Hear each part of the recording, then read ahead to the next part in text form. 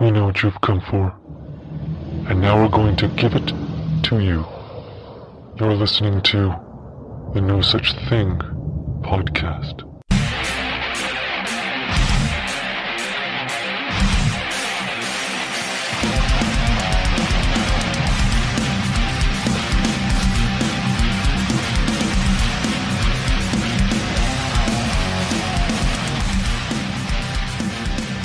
Jonathan, thanks for coming on the show. No problem. Thanks for having me. So, do I detect a bit of an accent there, Jonathan? People say I have an accent, but even French Canadians say I have a different accent. So, yeah, I'm more Anglophone, but yeah, I live in Quebec. Yeah. Now, is Jonathan your first or your last name? No, my first name. Oh, because the way you have it on Facebook, it's like that's how I met you. That's appears to be your last name. Yeah, no, I put my last name as my first because I had an older Facebook account I was trying to get rid of, and Facebook just refused to take it down. Until ex-girlfriend stalking you and stuff? No, it was just like an older account. I had I had stupid things posted there, like, you know, from younger days, and I was like, you know, like, let's get rid of this stuff, you know, like I had a more professional job, and they looked at this sort of stuff, so I was like, you know what, I don't want them seeing certain things I had on that Facebook, so I just got rid of it completely, and I didn't even have like my proper name there. It was like Turgella something, you know, but I wasn't allowed. Sorry, it was Jonathan something, and I wasn't allowed to use that name or Jonathan Turgella. So I'm like, all right, fine, Turgella Jonathan. Turgella, okay. So now you're in the Quebec area. Am I saying that right? Yes. You're my first. I'm in the Montreal area. Cool. My wife has always wanted to go there. She loves the idea of Montreal because she's a bit of a Europhile, and that's the closest she can get. And she loves. Yeah, old Montreal is beautiful, but don't come here now. Oh, really? With the lockdowns and stuff? Yeah, and now we have like a little curfew going on where at 8 p.m. We have to be inside, and everything closes down at 7:30, and it's a little excessive now after a year because they should have did this, like, you know, from the get-go, but that's neither here nor there. Well, isn't it funny, because years ago when I was growing up, not to get into politics, but I was pretty left-leaning when I grew up. You know, when we were the anti-establishment people, but now it seems to be the more liberal places or the more strict places, and the more conservative places seem to be the more liberal places. You know what I mean? It's like totally switched around. It's a weird time in like American and Canadian and world history. I would agree with you only if other provinces were doing the same thing, but our province, like they elected like a pretty conservative person. Like he's like a pro-Quebecer in a sense, like pro-French language, this, that. They even like donated another $5 million of our taxpaying dollars to the language police, which is ridiculous. I've heard of them. Not so the pro-French people are conservative. Oh, yes, sir. Like, they basically don't want immigrants coming and taking over their jobs and this and that, which, cool, like, but they come here legally. So legally, I'm sorry, but if you're not willing to do the job and they're qualified to do it, too bad. Like, yeah, I thought that's the way I see it. I thought the English would be the more conservative ones. That's strange. No, they're actually more liberal here, and they don't. We really don't understand, like, more Anglos don't understand, like, why this whole kerfuffle over a language is, because, you know, like, if you really look at it, the Quebec language is French origin, and not even France gives a shit, pardon my French, to protect the language that much. I heard because they're bilingual. I heard it's like old-style French, too. It's like how the French used to speak 500 years ago. That's what I was told. No, it's very slang. It's very slang. Like, if you hear, like, French from France, and you hear, like, if a Quebecer goes to France, right, like, the French will look at him and be like, ooh, I don't know what dialect you're speaking, but that's odd, because it's a complete, like, different dialect. That is very, very slang. They mix a lot of old English words with French words, and they don't believe it until you show them on paper, like, hey, this is the English word, this is the French word. They smashed it together. Here you go. There's the word you keep using every day and saying, you know, fuck English people. Well, I've heard that there are language police go around. They drive around. You have to have signage on your store for all the people across the pond listening to this. Yep.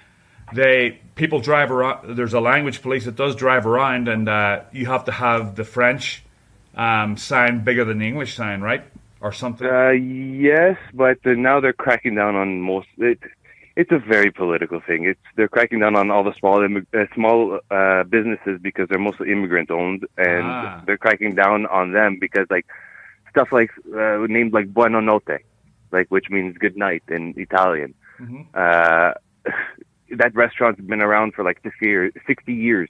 But yet now they wanted to change the name to Bonne Nuit. Like, come on now. Like, all right, okay. Yes, but they won't go after Walmart. They won't go after Canadian Tire. They won't go after big corporations. But they'll go after little guys, no problem. Even these things are still open, by the way, during this purge that's what's going on. Oh yeah, like Walmart, Canadian Tire, all these things are still open. Walmart's packed. You go in there any day of the week, it's packed. And the little businesses, you can't even. You have to like stand like 12 feet behind the desk. But anyway, not even. You can't even get in. They're closed. Right. You have to Uber Eats them. Oh boy, what a mess. Anyway. Yeah, it's a big mess here in Quebec, but it's run by conservatives at this point, and we're the only province that's having the biggest headache. That's weird. So, yeah. Like I tend to agree, but at this point, I'm disagreeing because the conservatives are not showing, like even in the U.S., like they're not really. The Republicans aren't showing anything very promising, and here in Canada, they're not showing anything promising either. So, I don't know. It's a big mess. Well, I was down in Oklahoma for an expedition with my friend from Bigfoot and more, down in southeast Oklahoma, which is a hotbed. So I went down there to do a bit of a documentary and stuff, and it's very conservative and and it's very Native American too. There's a big Native American, the Choctaw are big down there, and which I'm not even going to try to spell it, but there's another tribe down there that's very big. And I was going into a gas station. And, if you wear a mask, people are looking at you. But one thing I also did notice is and this is a good segue, is that they actually sold tree knockers in the gas station. Oh, wow. That's how popular Bigfoot is down there. It's just, not everybody runs around shouting it from the treetops, but it's a given down there. Most people just silently believe that it exists. Well, it's a good segue because in the area that I'm going to mention is there's pretty much no reports, actual reports from the BFRO or anything like that of anything in that area. But you go into any town in there and ask a question like, "Hey, have you experienced something weird in the woods?" And everybody will tell you a story, Really? And I've even heard stories that are not my own. There, I can't really tell them as well. I tell one that I woke up afterwards there during the event, but I've heard quite a few stories from up there. Even my grandfather at one point hunting, So it's up there. I know it because I've seen it too. But at the same time, nobody reports it because they're just like, Now, what are you actually talking about? Just for people that aren't familiar with the area. It's pretty much north of Quebec, it's a little bit past, near Mont Tremblant. It's called La Minerve area, near two actually nature reserves. But it's all big foresty land and mountains up there. And actually, back in the 80s when this happened, it was even more remote. I remember where we drove off the main road. It took us about 40 minutes driving off the main road on a really crappy road to get to the cabin, which was like a mini hike to get to the cabin. So it was a very remote area, and it's dotted with lakes everywhere. And there's not many reports from the BFRO up there? No, actually, when I had looked online, there's about 4 just in Quebec. And they all are in northern Quebec, but none in that area. But my grandmother has talked about it because my father is actually adopted from a Native American mixed lady. And, we've chit-chatted about nature and stuff like that. And I actually told her the story, and she told me that, they're nice spirits. As long as you're kind to nature, they won't harm you and stuff like that. And I told her straight up, I'm like, no, it scared the crap out of me. And she's like, no, you don't have to be afraid and blah, blah, blah, Well, before we get into the encounter, I want to talk about the BFRO because I personally know of a couple of BFRO reports that I had heard that they had reported to BFRO, and in Massachusetts, and I go online and look in the report section, and they're not there for some reason. I don't know why. Yeah, it's because they screen them to the most credible reports, as they like to call it. Huh. Now, I don't know what they deem credible. Like, I don't know what their criteria is, but I know that that's what they do. I know they don't just put everything on there. Because, I'm not in between, but I know that they exist. But at the same time, I can't look at a twig in the woods or a snap branch and say, hey, okay, that's a Bigfoot. Right. Like, I will rule out everything. Yeah, there's a lot of people that just go down the rabbit hole real quick, but I have to rule out everything before I say is anything. Even when I watch a video, like if it's a 10%, it could be a person. It's still not enough for me. You know what I mean? I know. So like this experience, like even years down the line, like I've analyzed it and I was like, yeah, that's not, no way. So it could have been a person. So let's get into the first one. You had a pretty harrowing experience, which was your first experience, right? Do you want to walk us into that? Yeah, sure. Basically, we had a cabin, and I don't know if I can really paint the picture too well because I'm not that good of a storyteller. But this cabin was half on the water and half on. It was like on stilts, if you will, big wooden beams. But it was also half on a hill, which you had to get down to get to the cabin, which was by a big shore next to a swamp, overlooking the lake. Pardon me. So, and actually in the back area of that, like while you're walking down the hill, there's a round window at the top of the cabin. I don't know if you can picture, it's a very basic cabin, pointed top, but at the pretty much almost at the point of it, there's about a 1 foot in diameter window. A round window, not a square one. That's actually pretty key to the story. And I was sleeping in there that night, and I've slept there many nights, like before when I was even younger. Like I was like 1 year old when we were going up there. But I was about 5 or 6, actually about 5 when this happened. And I was looking out that every night. I used to look out that window because either the moon like really lights up the sky, and I would just look out the window and fall asleep. Or it'd be like overcast and I would see the top of, there was like a little fern tree outside and it would just like watch the top of this tree sway in the bushes. Now, in the cabin, that window is about 10 feet off the ground, off the actual ground of the cabin. Now, outside, you can't even get to the window because of the fact that you're on a hill coming down on the side of the cabin. That thing's in the middle of the cabin.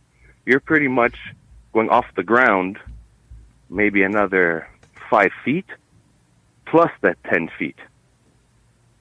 Right. So it's either they're standing there or leaning off of the hill, which is like another maybe 12 feet off the ground. So I was sleeping in there that night. How old were you? Sorry? How old were you right at this time? About 5, 6. Okay. I would say, because I was old enough to, communicate my emotions. Because I remember my mother even telling me the story afterwards. She was, yeah, I remember that. Da, da, da, da. And I even asked her, I'm like, how old was I around? Because I remember this vividly, because it's still, to this day, I will not sleep with a window that's like overlooking the outside without the shades down. No way. And even my wife finds it weird, but hey, it's a complex, and it's exactly from that day. And basically, I was sleeping in that room and looking out that same window, and ironically enough, I was noticing, I'm like, hey, that's very dark, because there was no moon, there was no light, there was no nothing, there was no tree even. It was just black. And I was like, what the hell is going on here? Just looking out the window. And literally 5 seconds later, as I'm just contemplating, looking at it, lying in bed, because there was 2 beds facing that window, like basically the back to the living room area of the cabin, and basically 2 eyes just pop up from the bottom of that window all the way up to the nose, and just start looking around in the inside of the cabin. And the head, like I said, it was about 1 foot in diameter, round. The whole thing covered the window, and it was just up to the nose. And basically, like, I don't know if you can picture like Harry and the Hendersons, Right. but without like those like pitiful eyes like that Harry does. I hate that. Like more like a uniform brow, but almost the same eyes, just big pupils. I remember big pupils, like big black pupils, but I still saw white in the eyes. And the nose was almost the same exact thing like Harry and the Hendersons, just not without that big flat forehead. It was more hairy, I would say, because all I saw was black. But I mostly focused on the eyes because it was just like darting around the room, like just basically, let me look around. And that's when I just stopped breathing. I was like, holy shit, like I even remember stopping breathing completely, holding still, and like inhuman like motion, sliding out of the bed without even moving the covers and crawling army style to my mother. And she even said, she goes, you were blue when you came to me. Because I remember the entire time I held my breath from when I saw this thing's eyes to when I got to my mother, that army style, and just grabbed her leg. She got scared shitless. And I exhaled. I'm like, there's something outside. So my dad, him like, and my dad was there with, we had also a couple.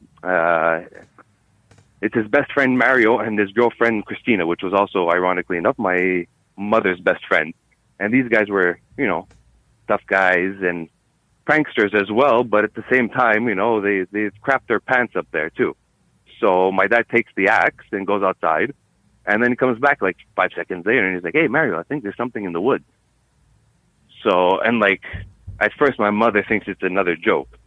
So Mario, they had a baseball bat over up there. Like he didn't have any other weapons. So my dad had the axe. He grabs a baseball bat and they go outside. And about like 5 minutes later, they come back and they're like, oh, well, something ran off into the woods. And we're going to go back outside and check it out.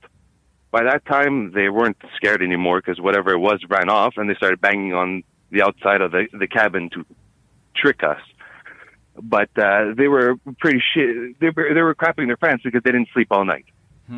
And pretty much the next day, because we were staying there 2 days, like I said, my dad was up there with their best friend, Mario, and they're pranksters. They went across the lake and stole a canoe. And amongst other items, but I remember the canoe specifically. And they brought it back, and they're like, oh, at night we're going to go on the lake with the canoe so nobody sees us. So at that same night, the next night, because they totally forgot about the face and the eyes, this, that, and the other. But the next night, they took the canoe, and they're like, okay, let's go. It was really late at night. I remember full moon. And they started going onto the water like, okay, we're going to get the life jackets, this, that, and the other. And as my mother's getting the life jacket, they took the canoe, both of them, jumped in it, and paddled out, well, pretty far out. And we're laughing, They're like, now you guys are stuck on the shore, blah, blah, blah, in the middle of the woods, this, that, and the other, playing a little joke. And then they started, like, joking around, oh, there's a wolf behind you, there's a bear behind you. And my mom starts freaking out. And she's, like, holding... like you would hold a child, like in your arms, but so basically my face is over her shoulder. And I'm looking behind and I'm like, Mom, there's nothing behind you, like they're just joking. They're just joking, Ma, calm down, And then like Mario and my dad both get super serious. And they're like, oh, okay, Jazz, come to the shore. And they start paddling like really fast towards the shore. And now, like, my mother starts panicking even more because she sees my father's, like, very serious, She's like, Robert, what's behind me, He's like, Jazz, there's something behind you. Just, like, just stay right there and we're coming. And I'm like, what the fuck? So, like, as they're saying this, my mom starts, like, freaking out and screaming a little bit. And like I said, my face is facing the tree line. Pretty much the tree line started, like, how you would, like, kick a tree? And it would like bend and snap back. Yeah. Well, it did that with like multiple trees. And it was like almost the whole tree line on the embankment, just whoosh. And I just dug my face into my mother's neck. They hopped into the canoe and paddled into the middle of the river, and they waited basically till there was daylight. And we paddled right back. So that was my 2-day experience up there. That was like pretty much the most frightened I've ever been in my entire life. And I've slept in nunneries, abandoned nunneries. I've gone to monasteries in the middle of the woods, weird places to see ghosts and stuff. And by far, this was the scariest experience I've ever had. It's those eyes. Like, I don't know. But you know what? It wasn't scary in a sense. Like, I didn't feel threatened. I didn't feel like it was malicious in any way. Just that I was young at the time and it freaked me out. And to this day, like I said, I will not sleep or be in a house with an open window towards the woods or outside. There has to be blinds. Right. I hear them all the time. They're peeking in windows and stuff, and I think that's more of a curiosity thing than a malicious thing, because obviously, you know, they know you're there, and if they were being malicious, they would just come through the front door, you know? Tell you the honest truth, the way it looked, I don't think it knew I was there, because, like I said, I was about 5, 6 years old, so I took like a tiny portion of the bed, but it knew I was there after I slipped out of the bed, for sure. But at the same time, like the way it was darting around, it just looked curious, and it just didn't seem like it knew I was there.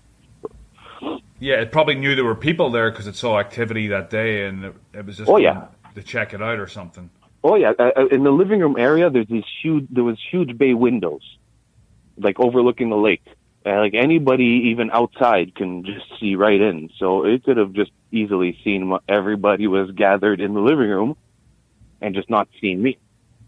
Nice. But it still scared the bejesus out of me. Is the cabin still there? Do you guys still go up there? No, it's actually demolished now because they sold. My grandparents used to have it, and that's why my father used to go up there. I lost touch with my father years ago too, but they had sold the cabin about 11 years ago, and about 8 years ago it got demolished for basically a newer style cabin, because it was a really old cabin. Like it was a wooden style cabin with beams inside. It only had 2 rooms: the living room, kitchen area, and that room area with the 2 entrances with that window. Huh. But a lot of activity has happened up there, because like literally, I think it was a year later, with my father, I was sleeping in the back seat, and he was with his buddy Mario. We were coming back because I refused to sleep up there. Like I would pull tantrums. Like I even remember I was about 9 years old, and they were saying, "Oh, we're gonna go up there, sleep for the weekend." And I remember bawling my eyes out, telling them, "I'm not sleeping up there. I'll sleep in the car." I told them. And then we just never slept there. So we would even come back at like 2:00 in the morning. So it was one of those nights where we would come back at 2:00 in the morning, and Mario was in the passenger seat. I mean, I was sleeping, so I'm just recounting what they had told me and what I heard right there. And he apparently started rolling down the window, because it was it's a very tight road, you know, and he was like sticking his hand out the window and grabbing leaves and throwing it at my dad while he was driving, you know, jerking off. And at one point, my dad started fucking panicking, telling him, roll the fucking window up, and he started grabbing him and pulling the thing and started gunning it. But like he swerved, and that's when I woke up. I woke up when my dad swerved and started booting it. And now these roads, nobody goes like more than 40, 45 kilometers per hour, because it's up and down. Like if another car's coming up, you will not see it. So most people go about 45 kilometers. My dad was pushing about 80 kilometers per hour down this dirt road almost immediately, and started flipping out. And Mario was like, hey, what's going on? He's like, you didn't fucking see it? You didn't fucking see it? He's like, it was a guy. Go pick him up. And my dad's like, are you fucking retarded? He's like, a guy in the middle of fucking woods? He goes, that big, holding out his hand, like to grab you? And he's like, what do you mean? He's like, he was fucking leaning out of the road, like it's almost like to give you like a high five or grab you. He goes, you didn't see the fucking hair? He's like, no, you're crazy. It's a guy. It was a guy. Go back and pick him up. He's like, you're fucked. Go walk back and you fucking pick him up on your back. So Mario's like, are you serious now, Robert? He's like, I'm fucking serious. We're not fucking coming here. It took my dad about 4 years to go back up there, but he used to bring, because my father and my mother divorced.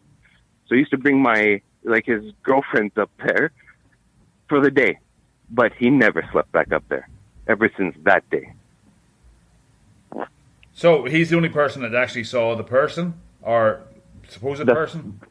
Exactly. Well, I saw its face there. He saw it standing by the road.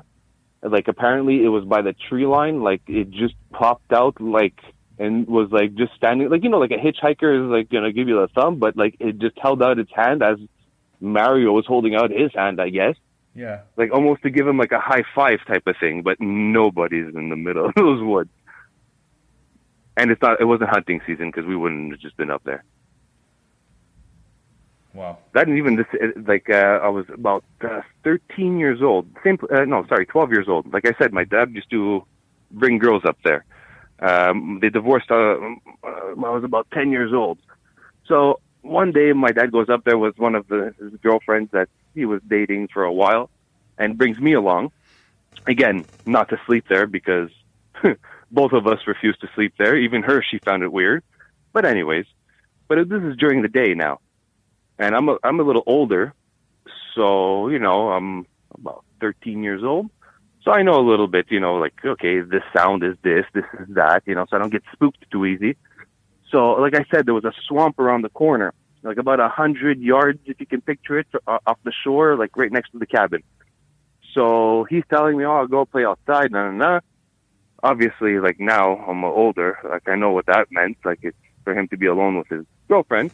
Yeah. So I went out, and by that swamp, I knew that there's big bullfrogs. And a couple of times I've seen deer, I've seen moose, even, and, like, I like nature, so I would just observe them. So I wanted to go catch some frogs. So I was there by the swamp, 100 yards away, and there's, like, a tree line across. And we have neighbors by this cabin, but they're pretty far off, and they were very rarely up there, and they have a golden retriever. So, I'm there, I had like about 5 frogs with me. Then I hear like a whistle, like somebody calling a dog, I don't want to do it over the phone because basically it's going to sound distorted, but like how somebody would call a dog. Yeah. So I looked over, I'm like, oh, the guy's here. Okay. So I kept on with my frogs, and then I hear the whistle again. So I'm looking up. I'm like, oh, it's closer. So, and the golden retriever used to jump in this swamp / lake. So, I'm expecting the dog to dart out of the bush and jump into the water. So I'm waiting and waiting. So no whistle came. So I whistled the same whistle back, and it whistled again.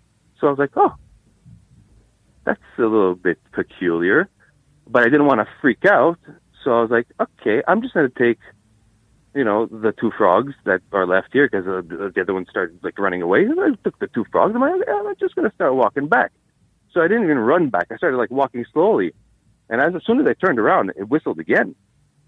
And as I'm turned around, I can see the neighbor's cabin area where they usually park. There's no car.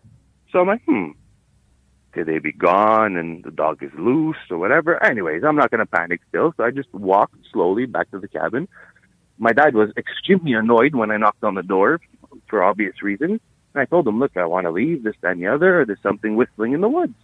And he's like, it's the neighbor. So I'm like, oh, but like, the dog is not there. And he's like, yeah, it's the dog. It's out there. Just go outside, I'm like, well, look, the car's not there. He's like, yeah, the car's there. And he looked outside, and he's like, the car's not there. Okay, so he's like, well, look, it's probably he's walking his dog, and the wife took the car, this and that. Don't worry, just go back out. I'm like, look, I'm not going back out. I'm staying right here. There's something whistling in the woods. And he's like, okay. So he went out. He went outside and walked all the way to the swamp and started whistling. And he came back, and he's like, look, there's nothing whistling.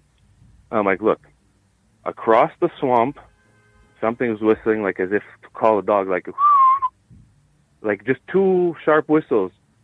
And he's like, well, I didn't hear that, this, that, and the other.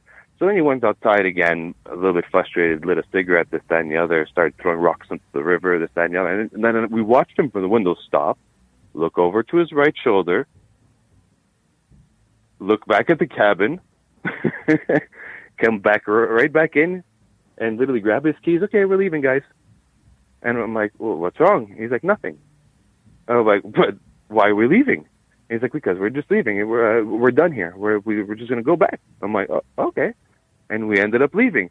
So I asked him during the ride home, like, you heard the whistle, eh? And he's like, no, I didn't hear nothing. I know, guaranteed he heard that whistle.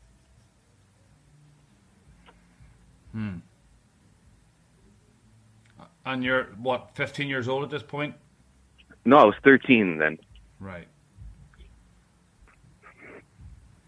But I haven't gone back up there. Like I said, it was about 10 years ago they sold it there, or 11 years ago they sold it. And to tell the honest truth, like, my wife asked me as a joke, like, oh, let's take a drive there. And I'm like, and do what? And she's like, well, we can just camp there. I go, you're fucking nuts. Yeah. She goes, but you go anywhere else? I go, yeah, not there. She's like, why? I'm like, I don't know. It's just I don't know. Like, it's embedded in my brain. Although I didn't feel threatened. Yeah. I'm just not, I don't know. I'm hesitant. That's Unless good. there's like three or four people with me, then I maybe do it. But no. I go in the woods otherwise with my dog, because I'm not shy to say it. Like, as soon as my dog starts panicking, I usually turn tail and just go, okay, I'm out of here. Well, if I'm in an area that there has been sightings and it's happened to me, I made a couple of videos about it, and I get weirded out. I mean, I'm not going to go really deep in just by myself. I just don't feel comfortable. I know my friend Dave does down in Oklahoma. He doesn't have a problem with it, but he's an ex-police officer, so maybe he's just brave. But well, you guys are allowed firearms down there, so. Well, yeah, I carry my 9mm when I go, but that's, what's that going to do? Yeah, well, that's it. But I carry.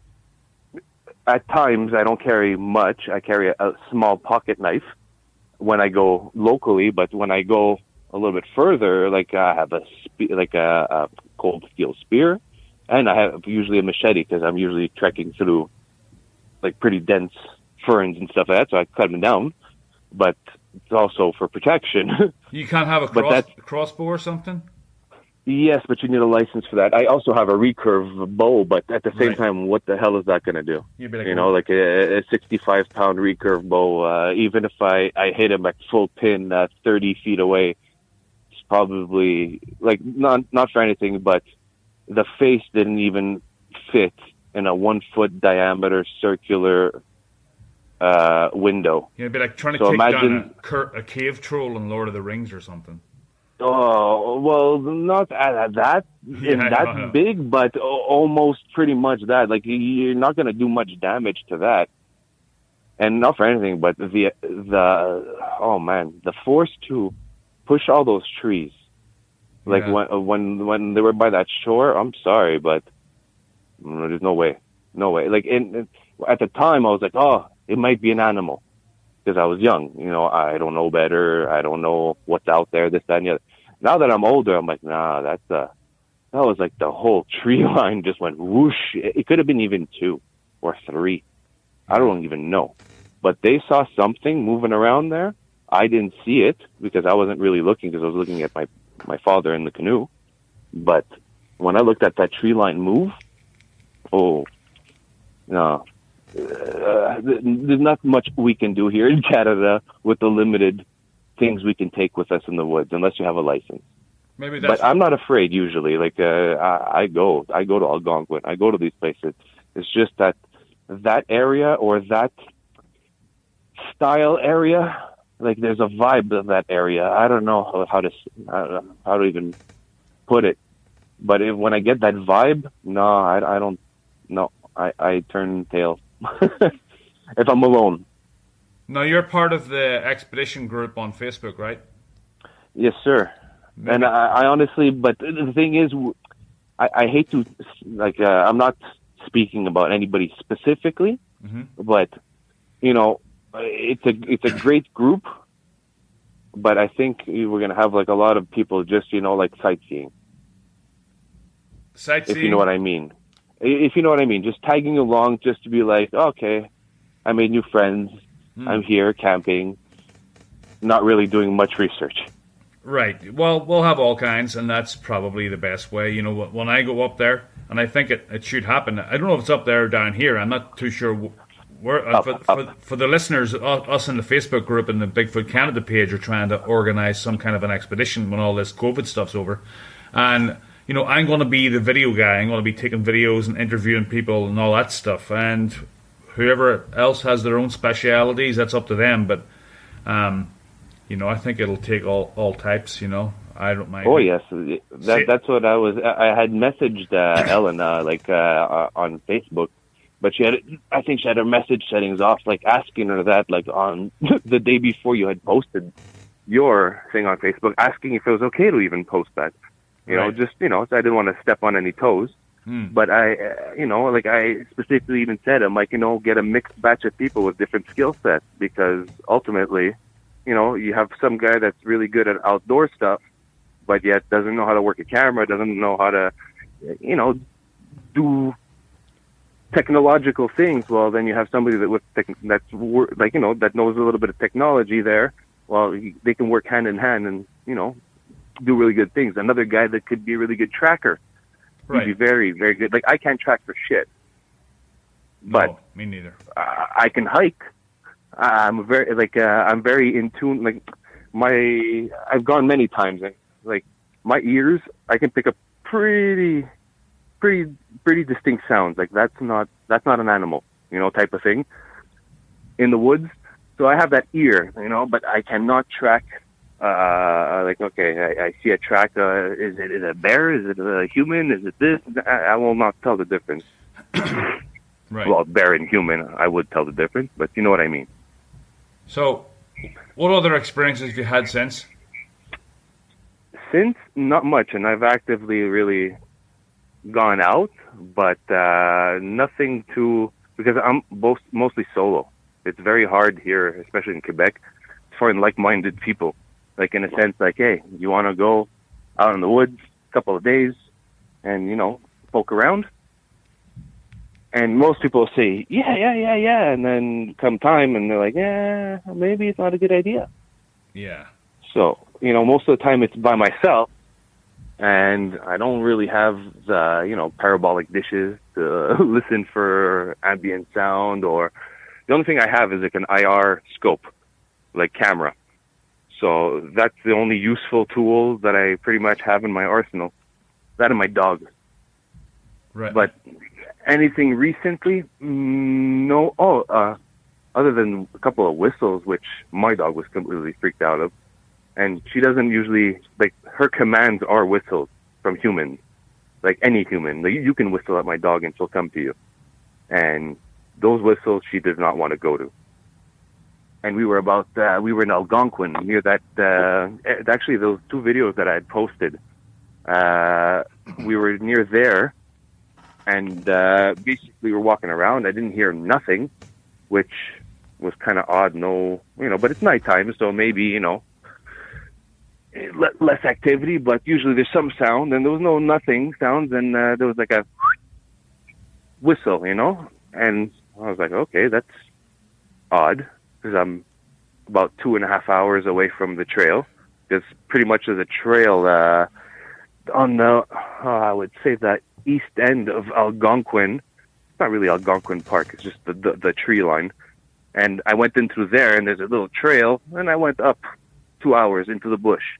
And that's where I found those two spots. And, whistling. So I'm like, hey, well, it's about 9:30 at night, middle of nowhere. Okay, maybe it's somebody else walking the dog. So I was like, hello? Nothing. So I'm like, well, just to let you know, I have a knife and I have a machete. So if you're a person, just be warned, don't jump out of anywhere. I said it pretty loud, too. And all I got back was the whistle. And actually, it was 2 consecutive whistles. So I was like, okay, that's either human, because it was like, like almost like an answer, because the first one was a 1 and the second one was a 2. So I'm like, okay, but then my dog was literally like just growling and was walking behind me, just standing like behind my legs, like she was scared shitless. And I'm like, what's wrong, Bailey? And she started walking the other way on the trail. And she doesn't usually leave my side. So I was like, Bailey, is something wrong? And she just kept walking and kept on growling with her tail tucked in. So I'm like, okay, time for me to leave. And not kidding you, I think it took me less than 2.5 hours to get out of there. Huh. Oh yeah, that's the only hair-raising experience that I had recently, and that was like 6 months ago.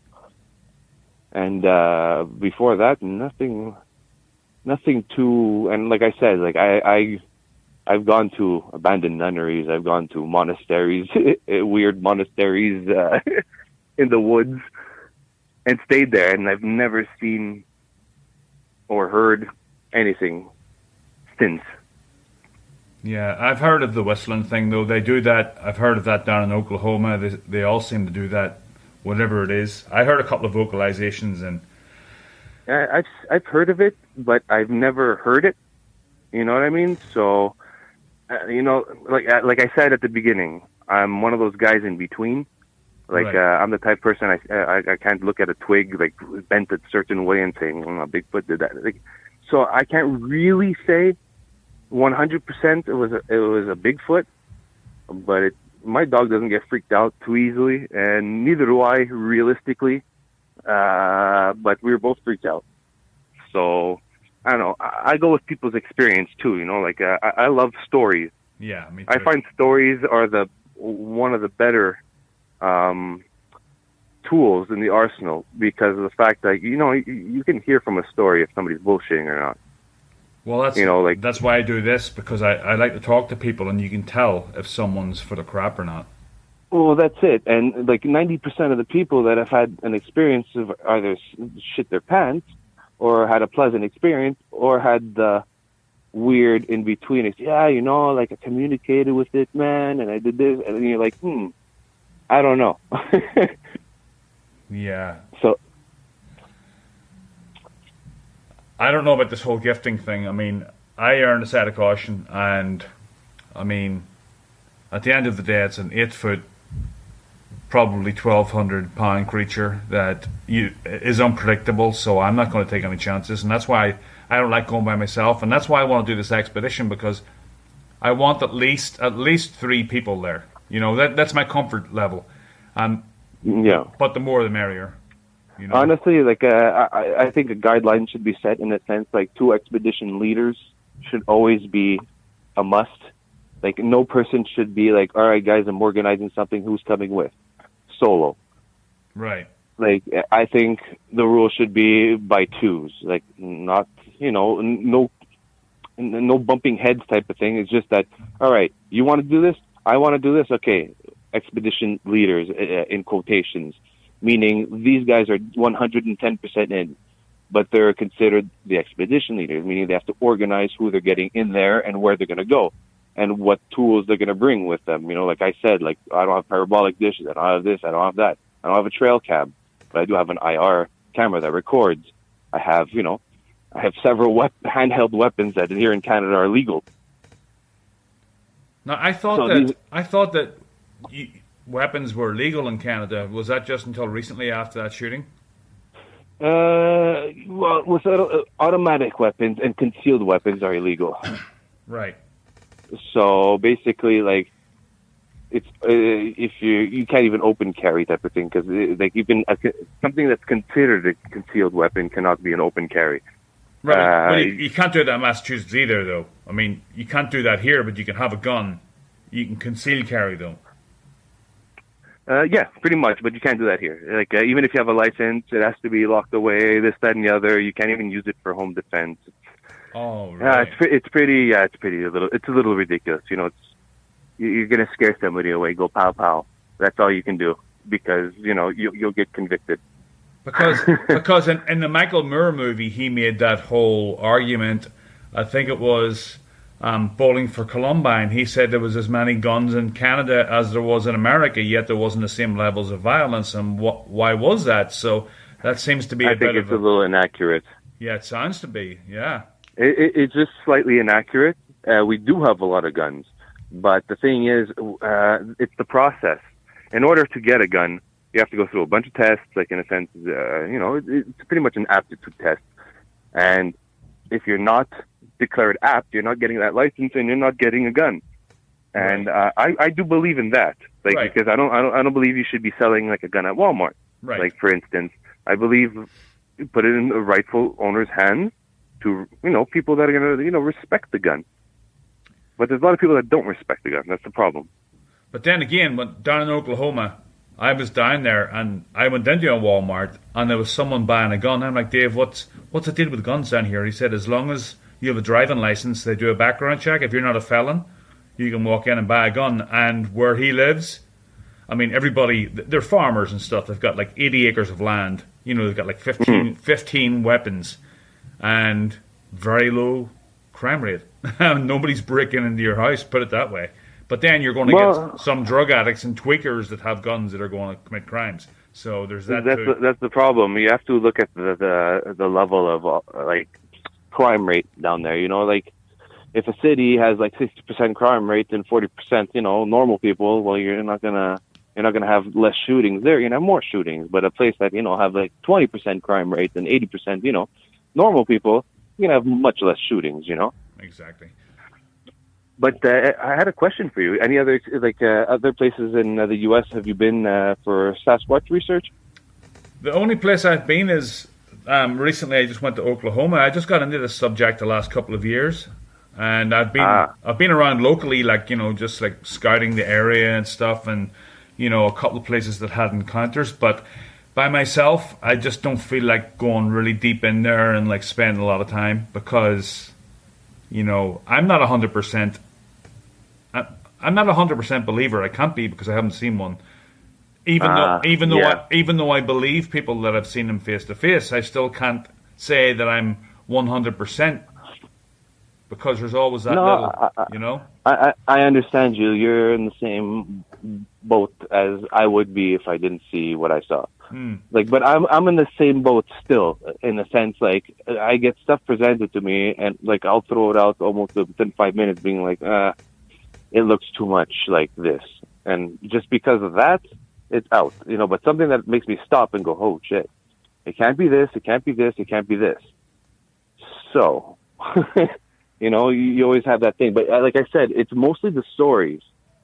And, I have a theory, like, about Bigfoot in general, like, the reason why it's so hard to get it on camera and why it was actually so easy for, Patterson to get it on camera is because their technology wasn't, I wouldn't say it's less advanced, but maybe it generates a different sound or frequency because even some animals pick up IR trail cameras. You see them. They look straight at the camera like, oh, I know it's there. So I believe that Bigfoot can see or sense these electrical things. Yeah, for sure. And that's why we can't really catch it. That's why I find the stories more credible than the actual videos or, blurry photos because, listen, we're in 2020. Right. Realistically, unless you're rocking like a phone from the 2000s, it should not be pixelated and it should not be that blurry. Well, Dave and I were walking through the Kamichi Mountains, and I say this on the video I made. I'm like, Dave, if something ran across the trail right here, I mean, we have cameras and stuff. We're going to maybe catch it, but they can maybe sense that our intentions, so they're not going to present themselves, but if an unsuspecting hiker is just coming down a trail, they're going to just make that, last second dash, knowing that there's no chance of being recorded. I think that they're that smart, and that's why you don't get. And that's why I think you have a lot of road crossings because people come up to them so quick they can't smell us, they can't hear us coming. Yeah. And then that's why there's so many road crossings. That's where you get. Yeah, I agree with that because that's also a possibility too with the smell. They can maybe smell like the electronic device and be like, no. Like they associate that, and they're that smart that they don't want to just be captured on the camera. Well, plus but they coming can up so fast too. On dash cam, yeah, exactly. Coming fast on a dash cam, they can't really see or sense it. Yeah. So yeah. No, I agree with that. But there's a lot of other crazy notions that I've seen that I don't agree with. Oh, I know. There's a lot of them out there. Yeah. Well, hopefully. But, you know, there's some things that, like, I'd like to explore deeper because, you know, like, there's a spiritual aspect to it too, which I think also, you know, could have some factual plausibility. Right. Like the fact that they, I don't know, communicate maybe, not telepathically, but they can somehow project feelings. There's a lot of Aboriginals say that, a lot of witnesses say that, and I don't know, they feel a certain way. Yeah. Now, I don't know about that because my experience, it was just, my feeling was just pure fear. So if it was trying to project fear, it worked, but I don't think it was from the looks of it. So like, I've been looking into that and seeing if it's actually plausible, but there's a lot of stories to sift through. Yeah, well, even Les Stroud says that he reckons that he got hit with infrasound, and he's, you know, the most credible person out there because he spent so much time in the woods.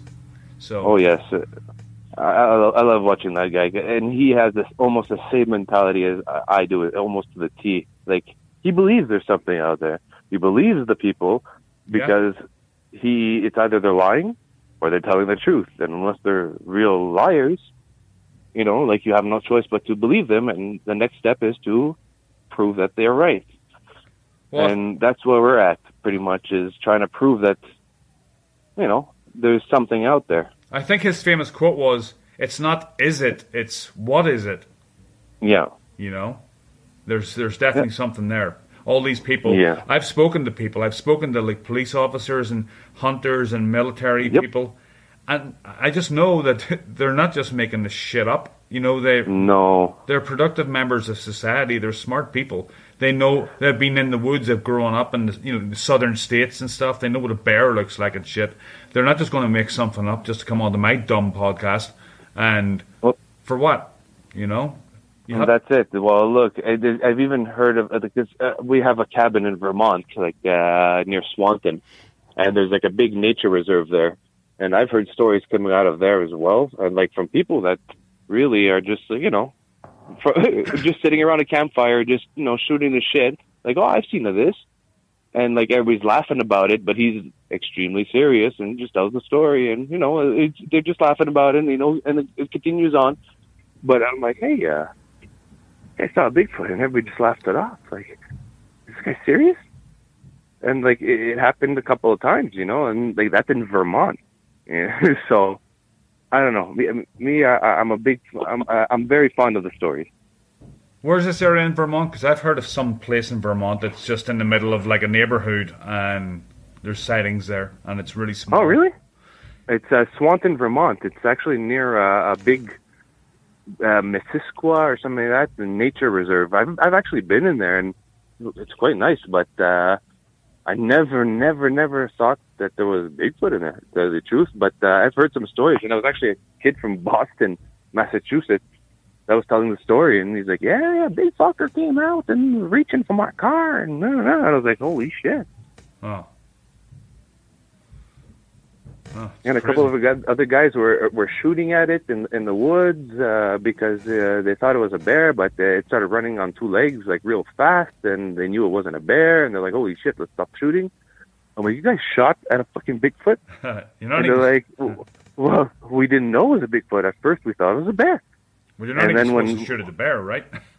Huh? You're not even supposed to shoot at the bear without like a proper tag and stuff. Oh, these guys, when I tell you...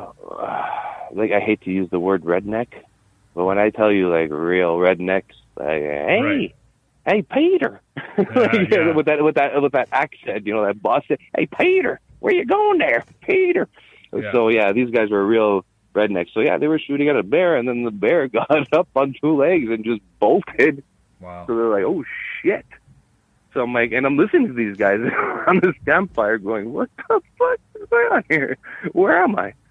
But it's a big area. It's well, because we're right on the lake, Lake Champlain. So, oh, really? Like, yeah. Whenever you look, anywhere you look around this lake, is like little cabins, this, that, and the other, and just mountains and woods. So you must have heard of Champ then. Oh yes, oh yes. And you know what? When I saw videos and stuff like that, because we used to go far. We used to try, like, and I used to have a jet ski, nice Kawasaki, and my parents just take the boat, and I hate the boat because it's too slow. I like to go on my Cowie. It goes about 75 miles per hour. So I'm like, okay, no, fuck that. Me, I'm taking my jet ski, and we ended up going about an hour and a half across the lake. And once you get to a certain point in this lake, it gets very, very deep and very, very blue, the water. And I threw a rope to my parents, and I'm like, "You're just gonna fucking tow me? I'm jumping on this boat." They're like, "Why?" I'm like, I don't know. I keep looking down into the water, and I keep shitting myself. They're like, "Why?" I'm like, "I don't fucking know. There's something freaks me out about this place." I've seen videos, and I don't know. This is just too deep for me. Huh. Yeah. We go to the sandwich place about 2 hours away from where we camp, and we have to cross the deep part of Lake Champlain, and there's like literally big sail ships and really nice boats that go through there, but it's very, very deep. And I don't know, the ocean is one thing that you will never like. I'm into cryptids, I'm into stuff like that, and I like to explore, the plausible side of them, but there is no way in hell I will study anything under the water. Right. You would put me in the woods, put me in a haunted house, put me in, and I've even invoked them, like teased at spirits. Like I've been paid to stay at this old abandoned nunnery that people were scared, well, pardon my French again, shitless, to go into. And no, I was like, all right, I'll stay here the night. And they paid me to stay the night, and throughout the night, I was just walking around that place, saying, hey, if there's a ghost in here, do something, like literally just screwing around. And I lasted the entire night. Nothing happened. I didn't see anything. I didn't hear anything, which sucks because it's a pretty crappy story.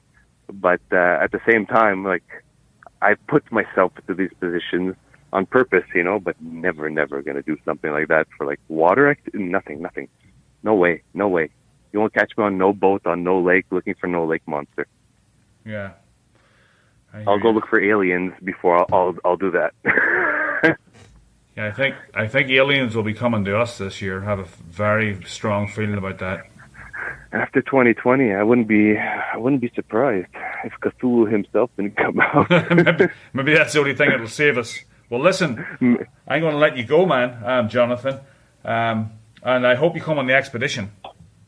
Oh, well, look, I can't cross the border because realistically, coming back, I'd have to be quarantined for 14 days away from my two kids. So, oh, that sucks. It would be extremely hard. I heard it's way easier for Americans to come here, which is ridiculous. Like, we can't get out of here with less cases. I would rather do that anyway, because I've never been to Canada. I'd rather do an expedition in Canada, up where you guys live. Well, you're more than welcome. I have a nature reserve, like I said, Algonquin, which is pretty interesting. There was like one of the reports from the BFRO, actually two of the reports, from the BFRO that are in Quebec are actually from Algonquin Park.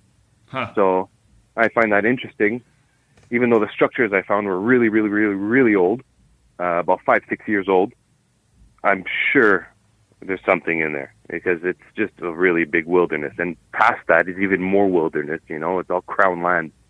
So maybe that's Algonquin's only like 2.5 hours away and even about 3 hours away from Helena. So like it's a pretty close area if you want to go to Toronto type of thing. I could even drive that. Maybe that's where we should go then. And anybody listening to this from the group, maybe that's where we should hit. People from Michigan and stuff could go there too. It's not too far from them. It's not too far from me. And you guys are already up there. So we'll talk about it in chat anyway and figure it out. Me, I'm completely down. So like I said, I was right before you. I was one of the first people that suggested it. In a sense, like I was always thinking about this beforehand, going like, like-minded individuals.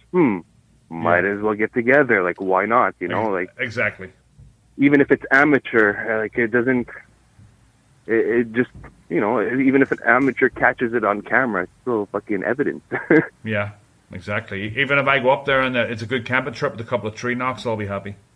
Oh yeah. That's the bottom line. That's the minimum we'll get out of it, in the sense like we'll still come out of there happy. But I don't know. I think with people like with the right know-how, like just not going like, oh, there's a stick that's bent, let's follow that. Like right. Just people going, okay, does this look like a habitable area? Does this look like there's food in this area? Is there a game trail? Stuff like that. Yeah. I'm pretty sure we can maybe come up with something. Yeah, I hear you. All right, man. Well, listen, thanks for coming on, and I will see you on the page. No problem, and thanks for having me. All right, Jonathan, thanks for coming on. See you soon. Have a good night. All right. Bye now.